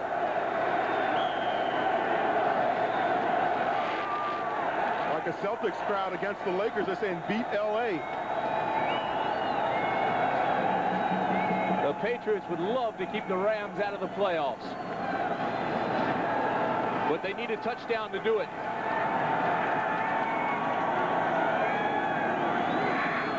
First down at the 38. Grogan has pressure. Goes deep, incomplete. He was intended for Hartley Dykes down in the corner, but he was covered well by number 47, Leroy Irvin. Tied it in a Mosquitoes wrestling jacket. Leroy wasn't going to let him get to the end zone. You saw him cut in front of him and get in position to catch the football. Irvin also had help from the free safety Newsom. Grogan knew he had just lofted this one just a little bit too high. Oh, gee. Pretty good lick by Kevin Green. Clock stops at 1:06. Second down and 10. Grogan's got pressure from Green. Now drops it off to Stephens. Inside the 30 to the 28-yard line, and second effort may have gotten another first down. It'll be close. Fred Strickland with the stop. Clock continues to move, though. Strickland, the number 99, right with the snap. Well, if the officials are going to sit and decide whether he has enough or not, they better stop the clock. That's right. Bring the ball back to the field and mark it off or stop the clock. In this case, about 20 seconds has gone off the clock while they were deciding whether or not it was a first down. Now they finally stop it. That's wrong. Well, they can always add them back on. Let's see what the decision is. Timeout. It's going to be timeout for a measurement, but while they stood and decided whether to measure, they let the clock run. New England, in its hurry-up offense, scampered back to the line of scrimmage, and the officials just stood there.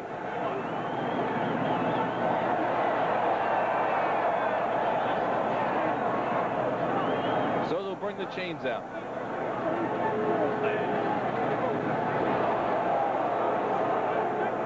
John Robinson trying to go to the playoffs for the 6th time in 7 years. They're just that short. Raymond Berry, a thoughtful professor type. There's been speculation that he may not be back next year. If he's forced to add or subtract coaches, which Victor Kayam wants to do, there is definite speculation that he may not return. Definitely a man that's capable of doing a lot of other things rather than coaching football. Back up.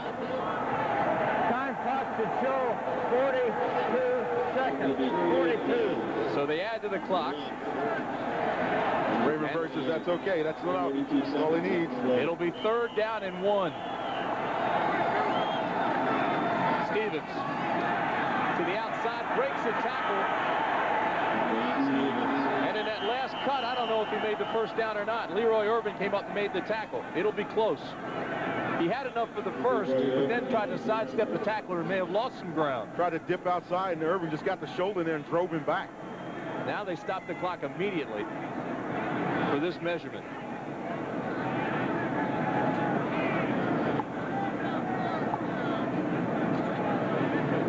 New England still has one timeout remaining. They have the first down. The Rams are up against it.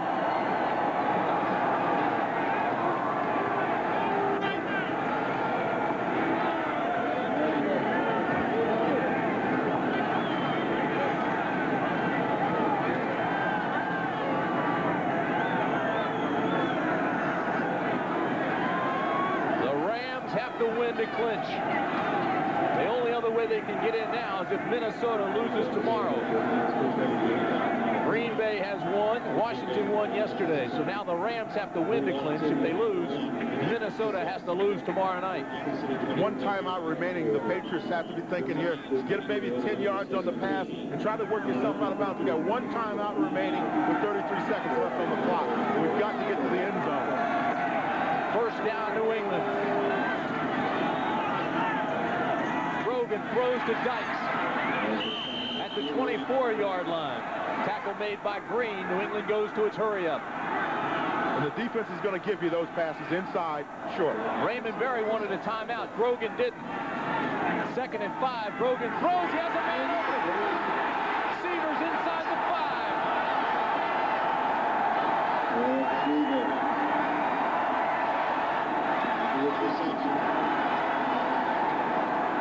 9 seconds remain.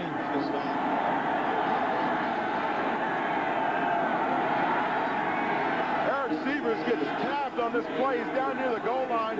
Watch him here. He's in the slot, 85. A little move off the line of scrimmage. But watch the shot that he takes downfield. Now, if he'd stayed down and they had to come out and give him medical attention on this play, the Patriots would have gotten charged with another timeout. He got up and ran over to the sideline. A gain of 19. Grogan now 25 of 43. New England did take its last timeout. 9 seconds remain. No sense saving them. Can't take them with you to next season. And a field goal won't help.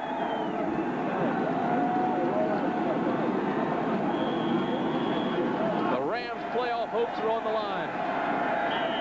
It's 1st and goal at the 4. Eric Severs is coming in. Lynn Dawson is going out. You got to expect that the Patriots are throwing the football into the end zone. He's their pass receiving tight end.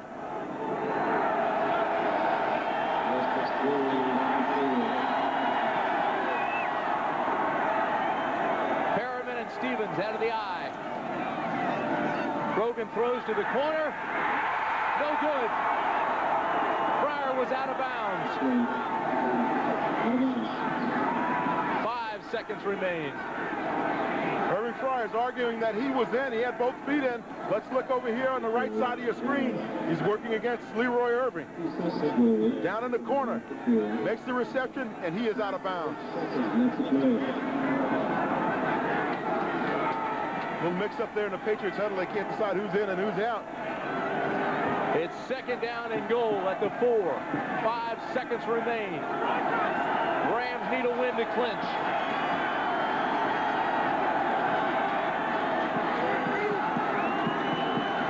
To the end zone. Overthrown with 1 second left. He'll have one final shot. It was intended for Severs.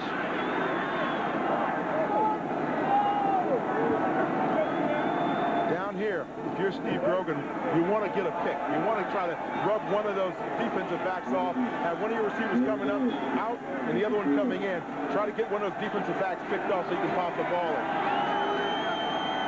Defensive front's got to get their hands up in Grogan's face so he can't get that clear sight downfield or into the end zone.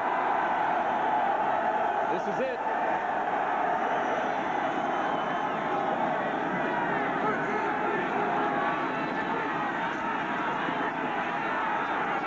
To the back of the end zone. Dykes. No, he's out. The Rams clinch. That's a law. The Rams New England goes to 5-11 for the year. John Robinson's Rams 11-5, and they're going to the playoffs.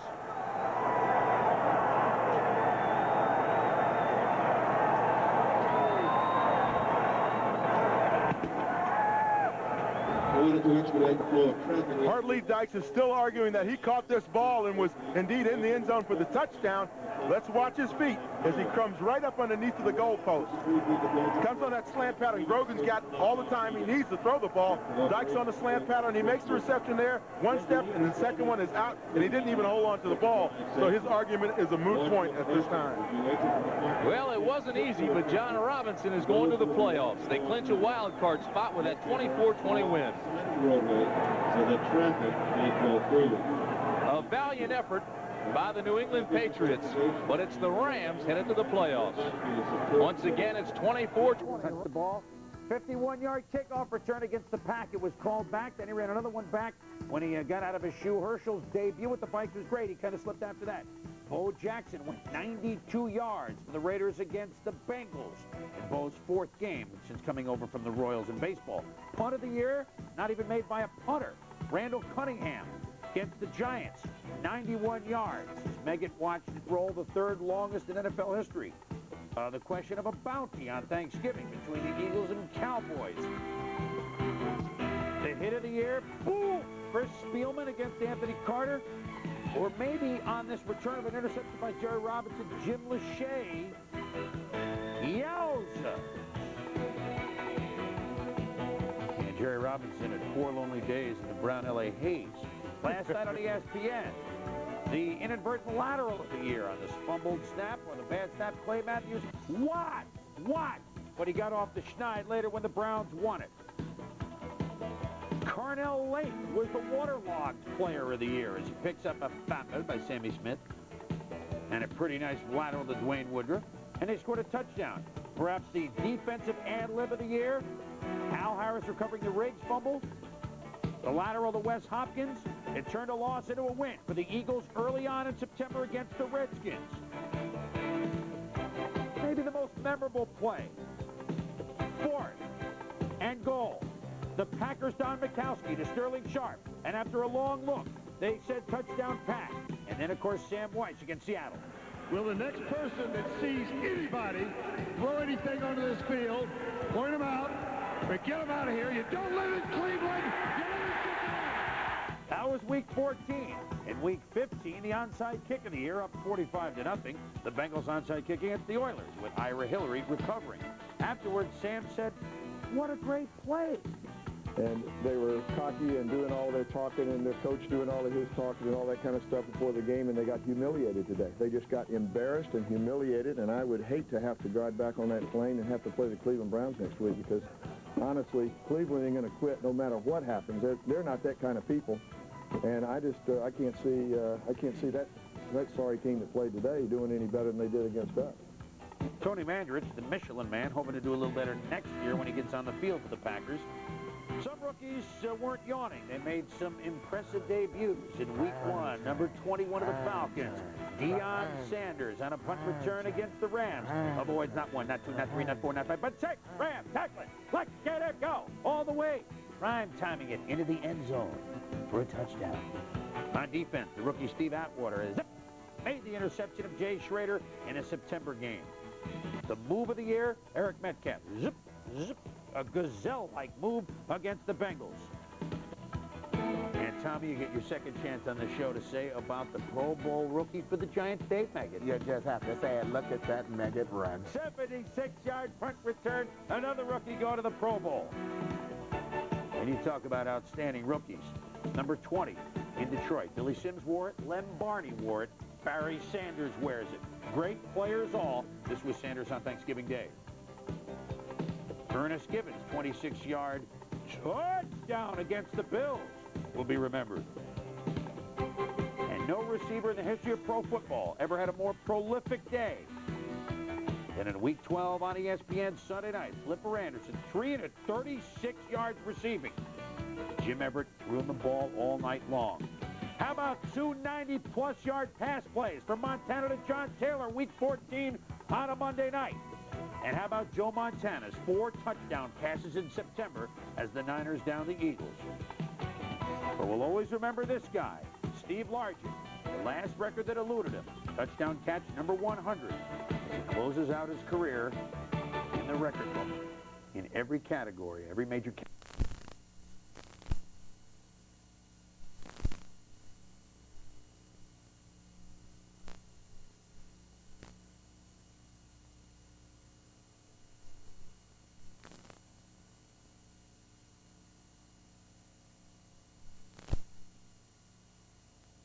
The victory here by New Orleans. This is how the NFC's Western Division will look. Even though the 49ers will have won, things have tightened up a bit as New Orleans comes in and beats the Rams. And so for Hank Stram, this is Steve Zabriskie saying so long from Anaheim Stadium here in Southern California, where once again the final score was 40-21 New Orleans. Stay tuned for 60 minutes, except on the West Coast, where it'll be seen at its normal time.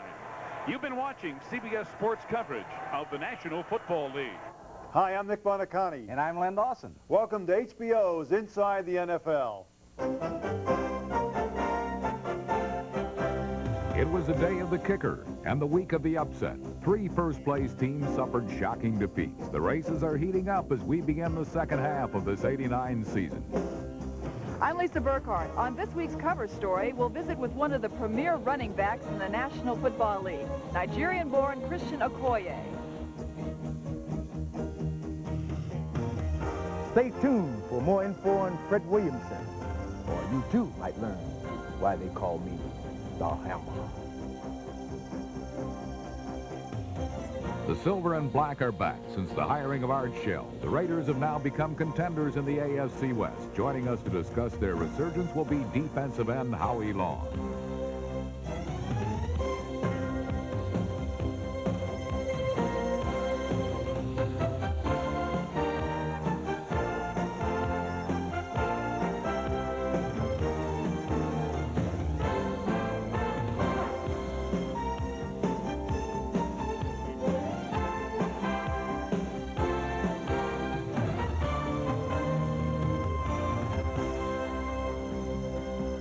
This is HBO's Inside the NFL, professional football's most informative hour, with your hosts Len Dawson and Nick Bonacani.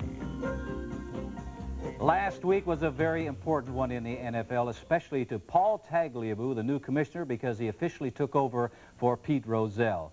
Nick, it's obvious some of the problems he's confronted with, such as a contract between the owners and the players. Also, he has to negotiate a new TV contract. Then there is steroid and drug testing. But let's talk about on the field. Recommendations we have for him. What would be the first recommendation that you would suggest to him? Instant replay. 1-minute decision by the instant replay officials. If they can't reach a decision within 1 minute, then the play stands as is. Well, personally, I say eliminate instant replay altogether. But if they are going to keep it, I have a recommendation on how to save some times when those people are always looking at plays. I say this: eliminate that rule that the ground cannot cause a fumble. That rule was put in because of the hard synthetic surfaces the players are forced to play on. I say this: if a player coughs up the football, it's a fumble, period. Lane, which is amazing to me is that they say the so-called hard surface will cause a fumble, but the same hard surface will not cause more injuries. I think that's a little inconsistent. I think it's these nitpicking rules is beginning to take the game away from the player. And it's taking the fun away from the fans. Fans who pay big bucks to watch these games. Fans love to see the celebrations going on in the end zone. After a touchdown, well, they eliminated that. My recommendation would be to, hey, loosen up a little bit and don't make this game so regimented. Lenny, I have one more recommendation that I would like to make to the commissioner. Well, I don't believe that one recommendation. That's one right now. You have several during the course of this season, I'm sure. One of the recommendations I would make would be tell the officials to keep the flags in their pockets except for flagrant violations. Now, when I see a great play being made, I don't even look for the completion of that play because I'm looking down on the field near the huddle to see whether a flag is on the field. Believe me, give the game back to the players. Boy, isn't that the truth? And as always, we're very anxious to give our suggestions and advice to the commissioner or to anybody else who will listen to it. But we do wish the commissioner well, because the task before him is not an easy one. Paul Tagliabue has to fill the shoes of Pete Rozelle. That is no easy feat. Last Sunday, it was the shoes of several kickers that spelled the difference between victory and defeat. The best place to get your kick Sunday was in Minnesota, where young feet kept busy all afternoon. And some veteran legs looked like they could run all day. Greg Bell carried the ball 8 times for 58 yards in the first quarter alone, and the Rams took a 7-3 lead when number 24, Buford McGee, held up Scott Studwell long enough to give Bell a path to the end zone. Hey, I need you to tell me when you need a rest now. Huh? Hey, 150, 150. Yardage wouldn't come quite so easily the rest of the way for Bell or anyone else. Come on, keep him going now.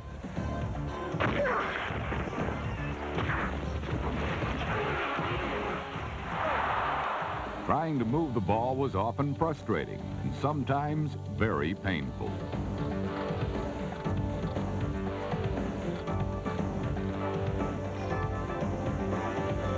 Defensively, Minnesota could have leveled a truck, but offensively, the only way the Vikings could dent the scoreboard was with the right foot of kicker Rich Carlos, whose 6 field goals built an 18-7 fourth quarter lead.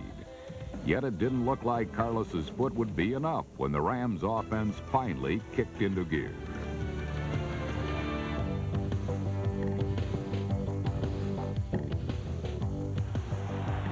Here's the pitch to Bell, left side. He's in. Touchdown, Los Angeles. Greg Bell's score put the Rams up 21-18 with just 28 seconds remaining. The Vikings only had time for a prayer, which number 84, Hassan Jones, tried to answer, despite being surrounded by 4 white jerseys.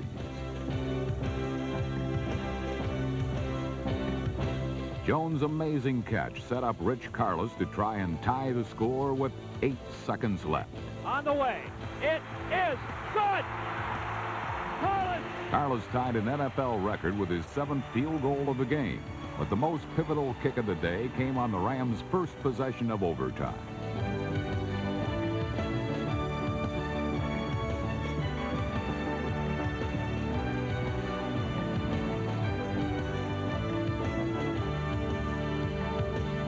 Mike Merriweather's blocked punt out of the end zone marked the first time in NFL history an overtime game was decided by a safety. And though the Vikings' victory wasn't a thing of beauty, they're once again looking good, alone atop the NFC Central. Facing a Jets team which has been losing ugly, the New England Patriots appeared to be sitting pretty.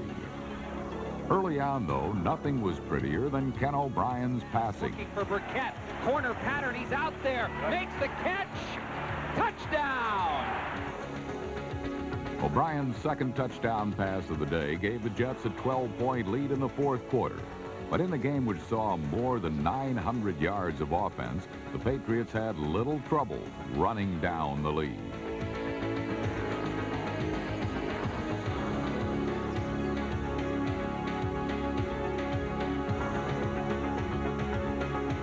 Mark Wilson's scoring strike to Hartley Dykes gave the Patriots a 2-point lead with just over a minute to play.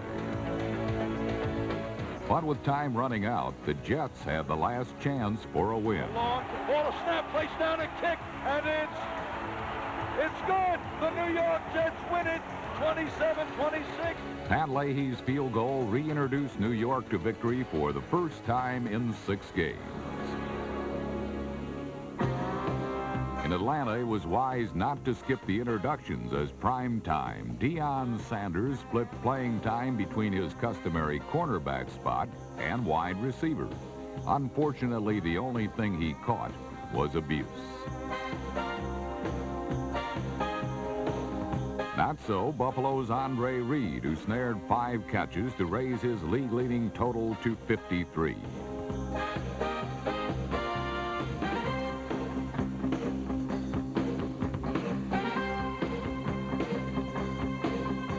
Still, it was the Falcons who held the most coveted number, a 6-point lead with less than 2 minutes remaining.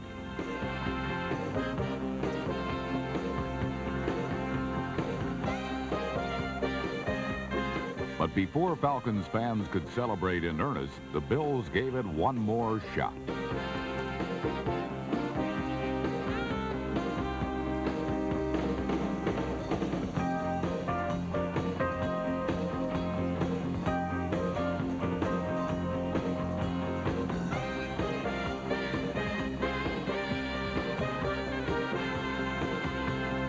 Don Beebe's 85-yard return was of the highest caliber and set up Larry Kinnebrew's 1-yard scoring plunge, which gave the Bills the lead with 29 seconds remaining.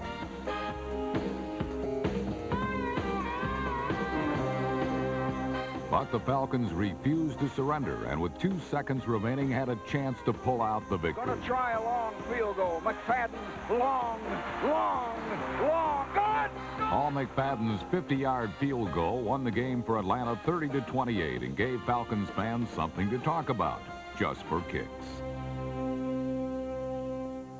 Buffalo Bills coach Marv Levy warned his players that the Falcons are tough at home. They are 3-1 in Atlanta, and with 5 first-round draft choices playing on a regular basis, they are better than their 3-6 record. Lane, the Falcons do have some good young players to build around. And when Marion Campbell traded Gerald Riggs to Washington for a first and second round draft choice, he knew that these draft choices would help them get out of their losing ways. You know, speaking of Washington on draft day when they traded for Gerald Riggs and also Ernest Biner, I'm sure they thought, hey, the next Super Bowl belongs to us. Well, statistically looking at them before the Dallas game anyway, offensively they were ranked #1. But on defense, I say, hey, where have their impact players gone? Dexter Manley, Charles Mann, Wilbur Marshall, they were supposed to be impact players, but when I take a look at the leaders in sacks in the NFC, I don't see their names anywhere. Hey, if you think they have problems now, wait till the 1990 draft. They don't even have a first-round draft pick, and they don't have a Bobby Beathard to fill in the holes. Bobby Beathard's ability was not so much in the early rounds, but it was in the late rounds when he found all those sleepers. And we're not through discussing the Washington situation because later on in the show, Gary Myers has some revealing information about this team. Now it's time to look at some revealing footage on how the winless Dallas Cowboys beat the Redskins. We'll take a look at that game